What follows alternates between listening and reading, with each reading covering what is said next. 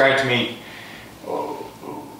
what do you wear to the stand? And then you said you carry a backpack, and it's got a book and your lunch and your water and stuff in it. Kind of give me the rundown of what are you wearing and what are you carrying with you? Okay, like in my sets, I use hang-on stands. They're usually about 20-25 feet up, and I have a nice little easy quiet bow hanger for my bow. I'll put another peg in the tree on the back side of the tree for my backpack. I usually never go to the stand without my rangefinder, my binoculars, my rattling antlers. I've killed some great deer with this. It's not even a big set, but I love it. Those three things all the time. And then I'll throw in, when I know I'm doing all day sets, I'll throw in a book, I'll throw in an apple, maybe a sandwich, and just need bare necessities for, to get you through the day. What do you wear?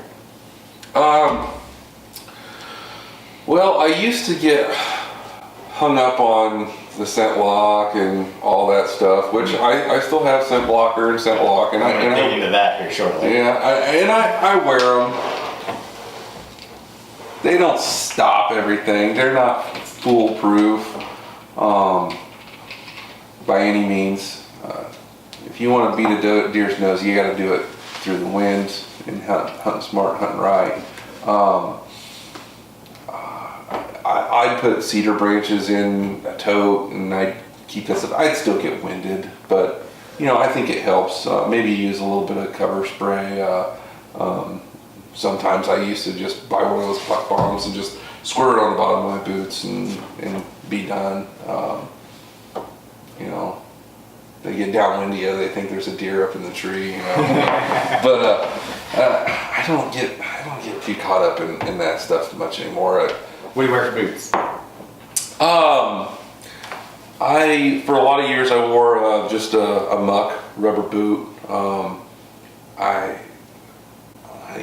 Don't go out and buy a brand new right before season. They stink horrible. Right. A lot of times I leave my stuff outside a lot just to air dry and just to have the smells of outdoor, not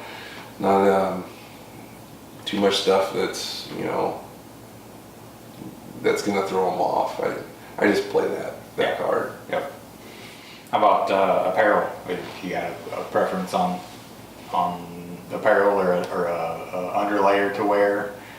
I'll just wear your regular old long johns. If it's cold, I might double up a little bit. I really like wearing a hooded sweatshirt that I can throw up if the wind's blowing on my neck. I don't like the wind blowing on my neck, so that hood's right there, and I'll just throw it up.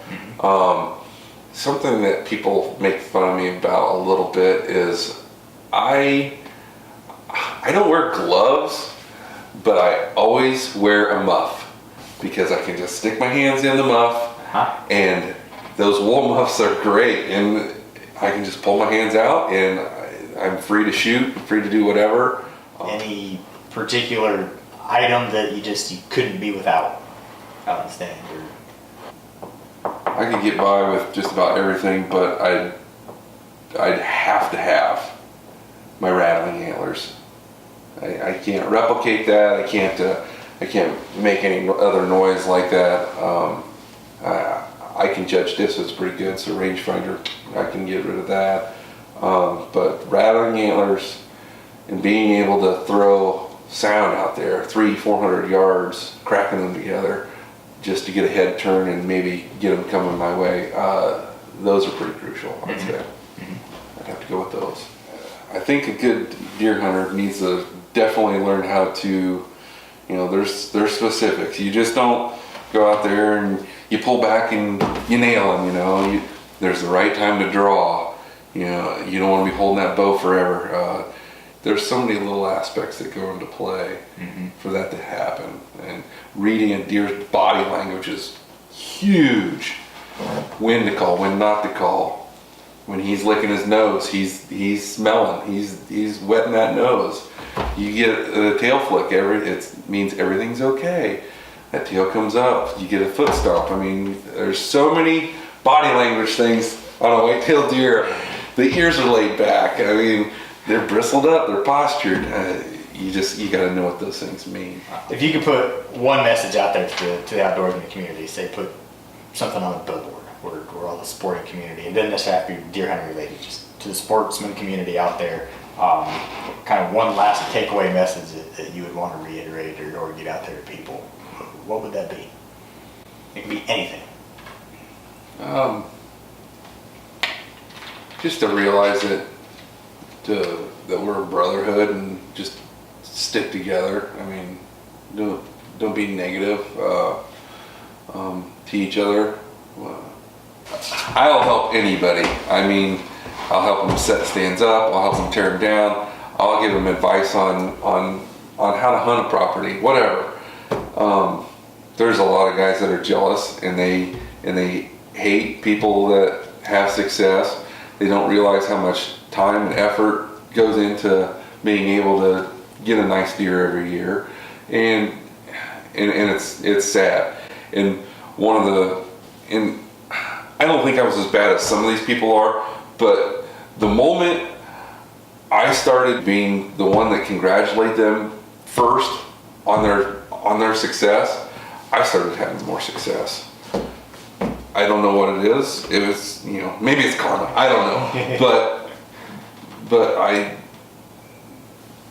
took the concentration off of them, and I put it on me. I need to go out and I need to work harder. I need to do this. I need to sacrifice a little bit more stuff so I can be a little successful. So is there anything else you'd like to add that we haven't discussed, haven't brought up? Doesn't even necessarily have to be deer hunting related, really.